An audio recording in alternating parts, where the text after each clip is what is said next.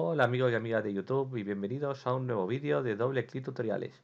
Hoy os voy a enseñar cómo podéis habilitar la virtualización en BIOS para poder virtualizar vuestro sistema operativo tanto con VMware, con Hyper-V o con cualquier otro software de virtualización. Así que nada, como siempre, al finalizar el vídeo, si os gusta, dadle like y compartir, suscribiros y dejad un comentario con vuestra opinión indicando si os ha funcionado correctamente. Y ahora sí, tomad asiento, que empezamos.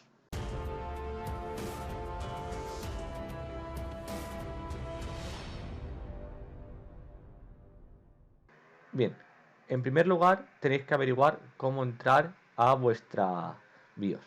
En mi portátil, que es un Lenovo ThinkPad, para acceder a la BIOS, mientras está iniciando, hay que pulsar la tecla Enter para poder acceder a un menú. Una vez pulsamos la tecla Enter, aparece un menú de Startup donde nos da varias opciones. En nuestro caso, voy a pulsar F1 para entrar en la configuración de la BIOS.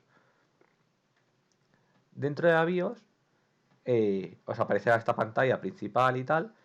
Vamos a acceder a la opción de Security, que es donde está la opción de virtualización. Dentro de Security vamos a ir al apartado que pone virtualización.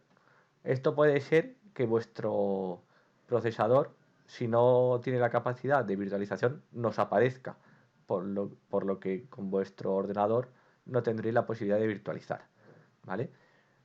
Si la tenéis, accedemos a ella y normalmente por defecto la virtualización, viene deshabilitada, por lo que la tendremos que cambiar a habilitada. Una vez habilitada, tendréis que pulsar la tecla para guardar la configuración. En mi caso es F10, que pone Save and Exit. Y una vez pulsada, nos pedirá una confirmación para confirmar, guardar los cambios. ¿Vale?